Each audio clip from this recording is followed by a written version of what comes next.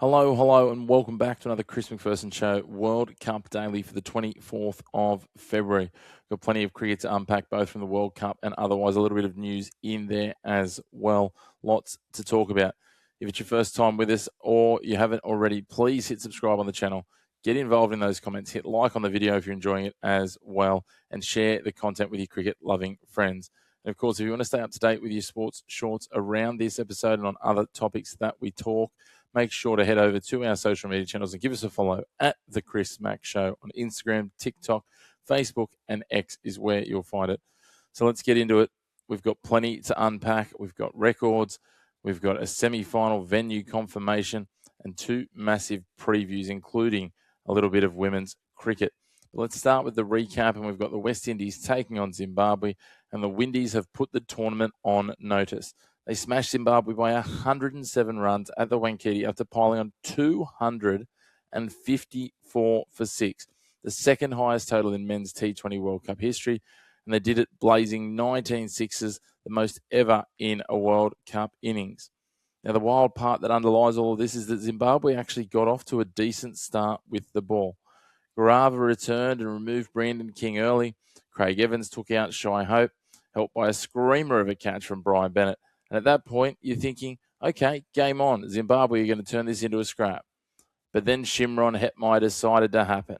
He came at number 3 and turned it into a spin-hitting clinic. He absolutely melted Creamer and Raza, respectively, taking 56 from 17 deliveries of spin that he faced, and all 7 of the 6s he hit came from the slow stuff.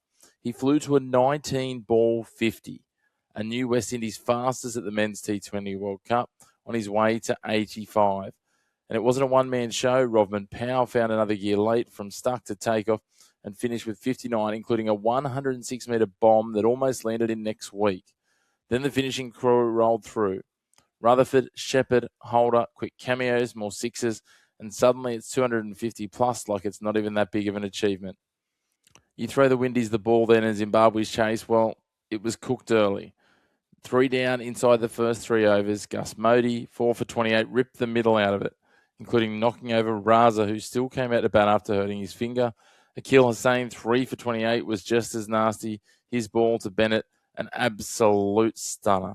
Zimbabwe 103 for 9, and only a late rear guard from Craig Evans of 43 delayed the inevitable before the Windies closed it out.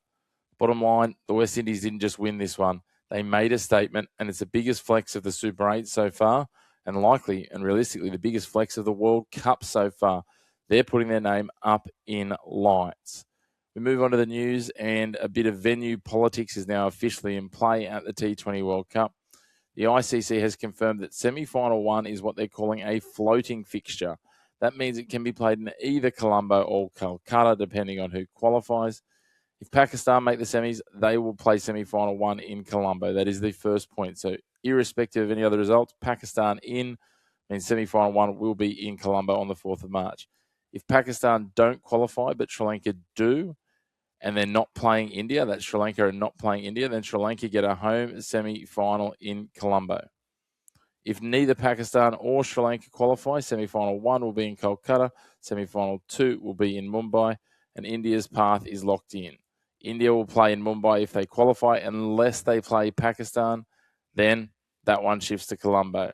So yes, home advantage is officially on the table now for Sri Lanka, barring a few exemptions.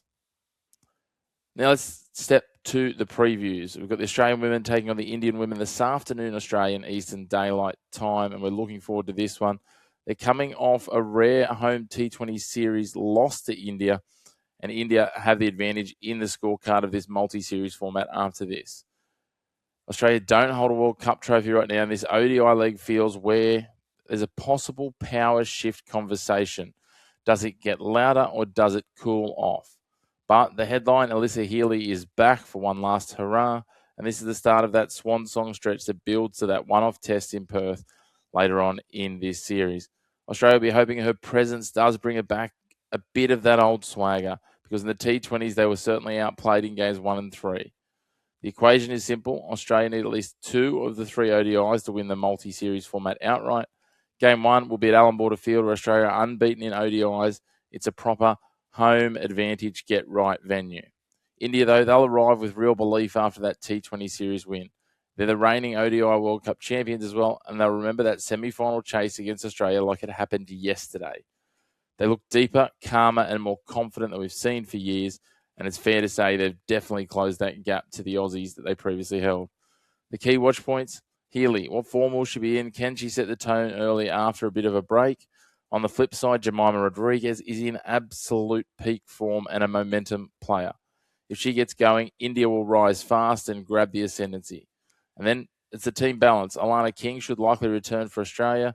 India will have the selection squeeze for them as well, with Rawal potentially back, which could change their top order structure. Which way do the two sides go? Well, we'll know half an hour before the start this afternoon at the toss. Last but not least, to wrap up this episode, let's talk the preview of the T20 World Cup match that's coming tonight, England and Pakistan. And this one, it really feels like a do-or-die fixture, even if it's not technically won just yet in the standings. Both teams have made it through to this point, but neither has looked totally convincing against the best of opposition. Pakistan's Super 8 started with a washout, meaning the pressure is on them, so they can't afford to waste another night. England got a big win over Sri Lanka, but it also came with a warning label. They're defending a scrappy 146 for 9, and Sri Lanka imploded. The big storyline here is there's going to be pressure and expectation on the openers. Joss Buttler is searching. Just 60 runs in 5 innings is not the standard for him, nor for an opener at this level. And every innings now has added jeopardy, and it will start to raise questions for England about how long they can carry him through this tournament. On the other side, Pakistan's Saeem Ayub hasn't fired either, but Pakistan have had one major plus. Sabzada Farhan has carried them, tournament-leading runs and striking it beautifully. A lot of question marks over other spots in their batting lineup, however. In terms of selections and tactics, England look balanced, plenty of spin options. Rashid, Dawson, Jacks, Bethel. Throw in some Archer and Overton pace, and they've got a pretty solid bowling attack. Pakistan will likely lean spin heavy as well. They'll be confident they can choke England like others have tried, but England have been living through the chaos and scraping through, still winning.